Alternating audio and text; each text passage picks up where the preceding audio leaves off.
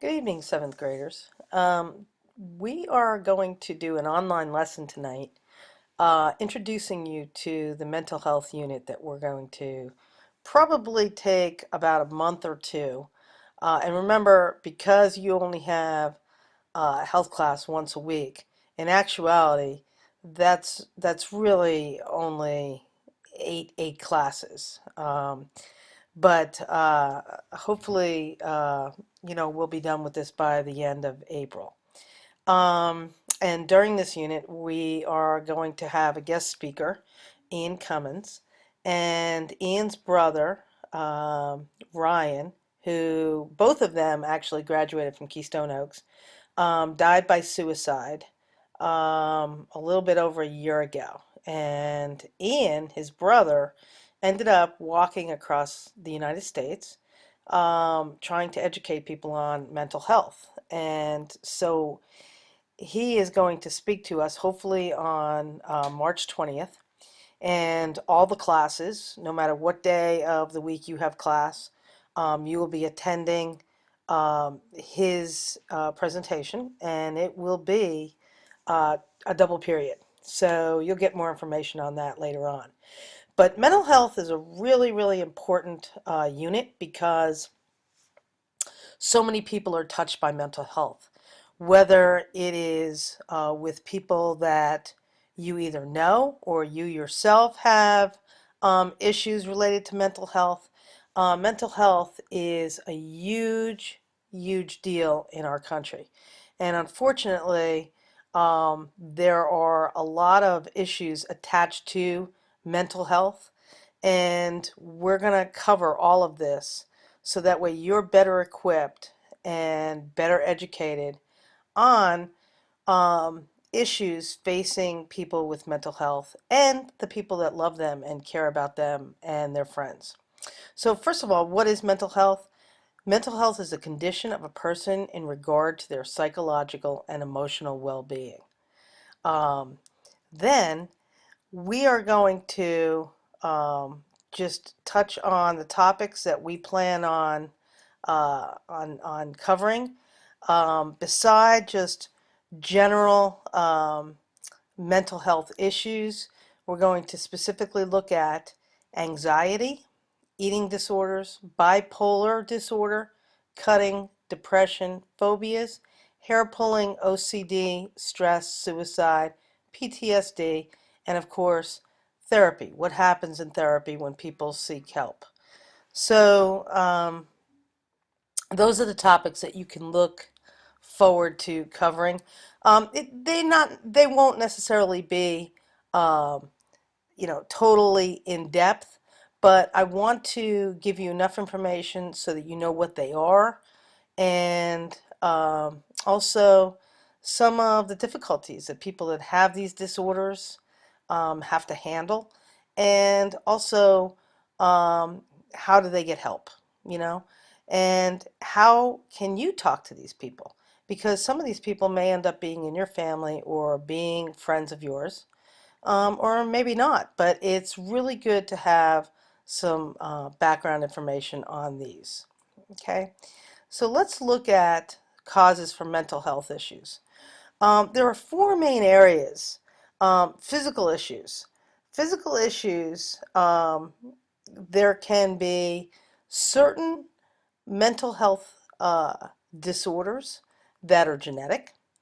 There are chemical imbalances in the body that can cause mental health issues, and also physical issues as far as diseases that can cause physical diseases that can bring on mental health issues. So physical issues is one of the categories that can cause mental health disorders. Social and environmental issues. And this could mean that um, maybe something happens that is traumatic in someone's life. Also, environmental issues with chemicals and different situations where someone can no longer be involved with uh, where they live, or the drilling is a big issue nowadays. And what happens is it causes, the people are thinking that it possibly can cause issues with pollution and those kind of things. And as a result, that can lead to, once again, back to physical health issues or mental health issues. Also, social issues such as, just let's take bullying alone. That can cause depression. It can cause all kinds of um, mental health issues with what we cope with today. Also, fears, and with our society being um, involved with a lot of violence.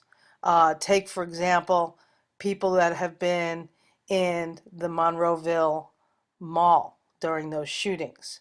What kind of mental health issues do they have? Anxiety, depression, things like that. So definitely social and environmental issues can be a part of bringing on mental health issues. Psychological issues. Um, Trauma happens. Someone is attacked. Um, some tragedy happens. And that also can bring on mental health issues. And lastly, of course, family issues. Um, we live with our families. They have some of the greatest impacts on us.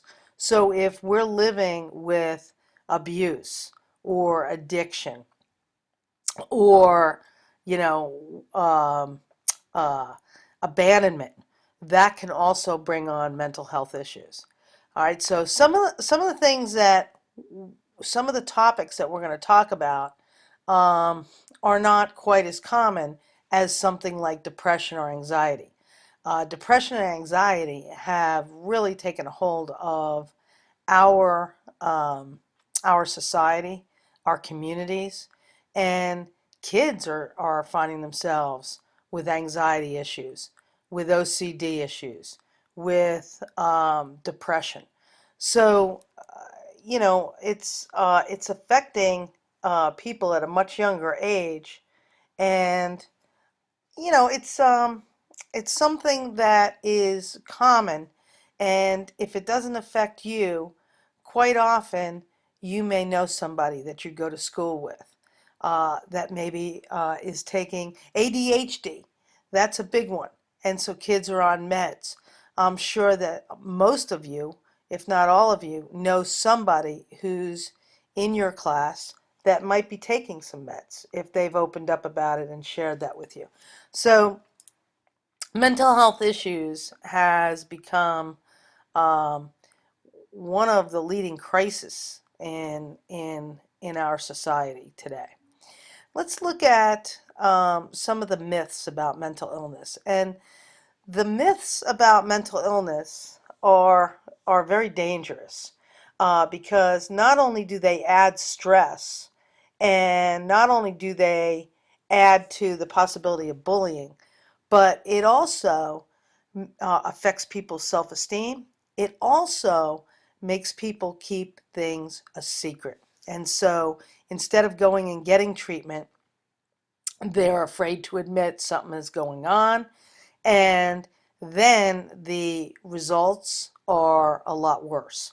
So let's look at the top 10 myths about mental illness. First of all, people who have a mental illness are just crazy. And that is so far from the truth. Mental illnesses are just like any other physical illness. There are degrees of intensity, and they are quite treatable. And more and more uh, doctors and the medical field are coming up with not only new medications, but new ways of treating all of the mental illness disorders that we're going to be talking about. The second one is people with severe mental illness, such as schizophrenia, are usually dangerous and violent, and that is not the case. Now, it doesn't mean that there aren't people that are dangerous and that can be violent. Absolutely. But as a general statement, that is very untrue. The next one, mental illness is a result of bad parenting. That is absurd. It has nothing to do with bad parenting. It has to do with people in the home have issues themselves. And because of that, their issues can affect other people. But that is not always the case. Depression results from personality weakness or character flaw? Absolutely not. There's a lot of people who are strong, who um, are good leaders, are people um, that are successful, that still suffer from depression. Look at Robin Williams. Look at how extremely um, successful he was. And he suffered from depression. And we're going to look at some of the famous people in the world that have suffered from depression. And the depression that Robin Williams had was uh, exacerbated by his physical illness of Parkinson's. He was diagnosed with Parkinson's disease, and so his depression grew from that, and it became unmanageable. So again, um, the causes for mental illness can go from having a mental disorder or struggling with depression or anxiety, and then there's a physical illness, and it makes it more difficult.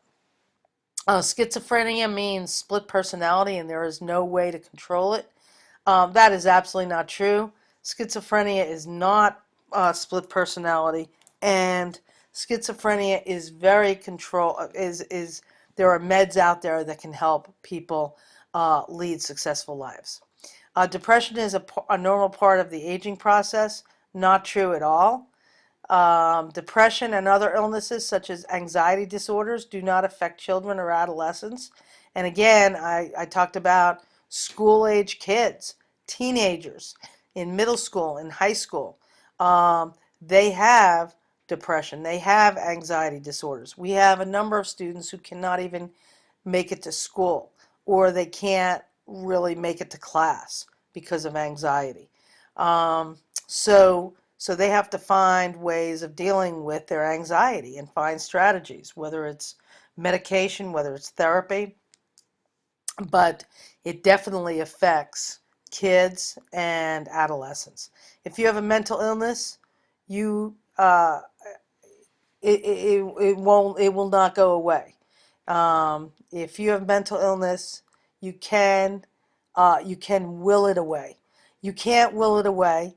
You have to get treatment, but there is treatment. So if you have a mental disease or a mental illness, um, it is not hopeless, and it can go away. It's not something that will never go away, but it depends on the disorder. Um, but you cannot will it away. You need to have some sort of resource that helps you with it. Addiction is a lifestyle choice and shows a lack of willpower. Absolutely not. And we'll touch on that a little bit. I know we talked a little bit about addiction when we were doing drugs and alcohol, but we'll talk about the fact that it has nothing to do with willpower. And the last thing is electroconvulsive therapy, also known as shock treatment, is painful and barbaric. And you'll learn a little bit more about that, but that is not true. And not everybody goes through electric shock if they go for treatment. So, lastly, these myths and stigmas are dangerous and cause more harm, and because it stops people from going and getting treated.